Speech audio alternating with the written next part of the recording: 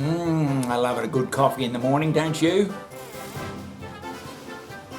Anyway, here we are back at the Pet Toon channel. We've been off air for a week due to technical difficulties, I might say, and I'd like to thank the millions of people that have been in touch with me, wondering what's happened to the Pet Toon channel and when the next episode will be. Well, here it is. We're all set to go. We've got some new equipment. I hope you're managing the pandemic okay. I heard on the news just recently that England are just starting to set up hotel quarantine for people arriving in England after all this time. I mean, Australia's been doing it for months, and you wonder with all the deaths over there in England what their strategy was. But anyway, they're just starting to do hotel quarantine. But if you've got any comments on that, you can certainly leave them in the comment section below. That's after you subscribe, if you haven't already subscribed. Today, we're going to do a little bit more on perspective, and I'll be introducing a big name in art and science, Leonardo da Vinci. You may know of his famous painting, The Last Supper. And believe it or not, Leonardo was the first to use lineal perspective in artwork, which was quite a big thing back then, 500 years ago. I'm going to show you a few little exercises that you can do using the same techniques, and we'll see how Leonardo did it. So here is a slide of Leonardo's famous painting, The Last Supper. And there it is, The Last Supper. You can see these imaginary lines. You can see them under the table, those dark lines. They head back, and there's imaginary lines along the walls and on the ceilings, and they all lead back to a vanishing point that happens to be on Christ's head in this instance.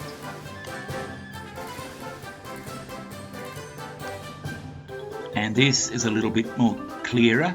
It shows you those lines, those imaginary lines that stretch back, that Leonardo would use for his walls and ceilings. That's the lineal perspective that he used for the first time, really.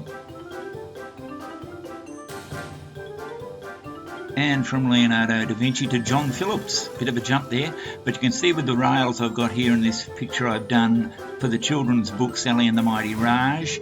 I put a vanishing point in the distance and taken the rails off to that vanishing point.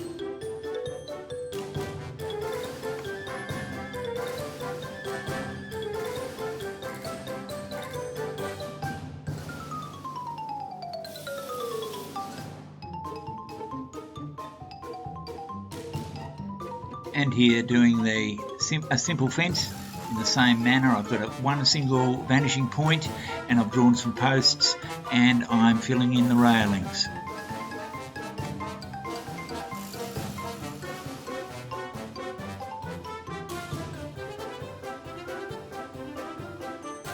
And using two vanishing points, you can do a fairly simple building. I used to do this sort of thing when I was a kid. I remember in primary school when I first discovered this type of lineal perspective. You just take the lines of building, roads and everything off to the vanishing points.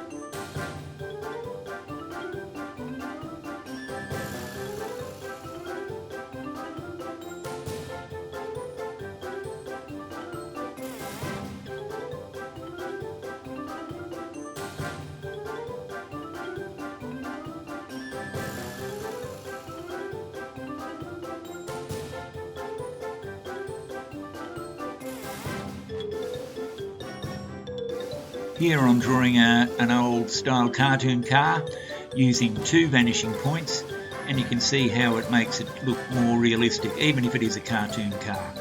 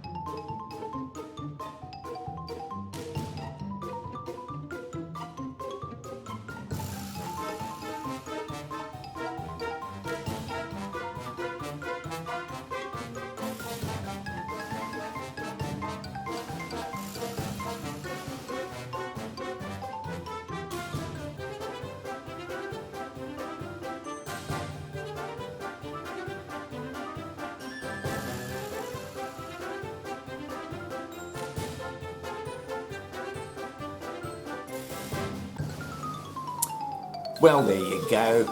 Some little exercises on perspective. I hope that they were of interest, and you can practice, as I said, on your table with just a couple of pens.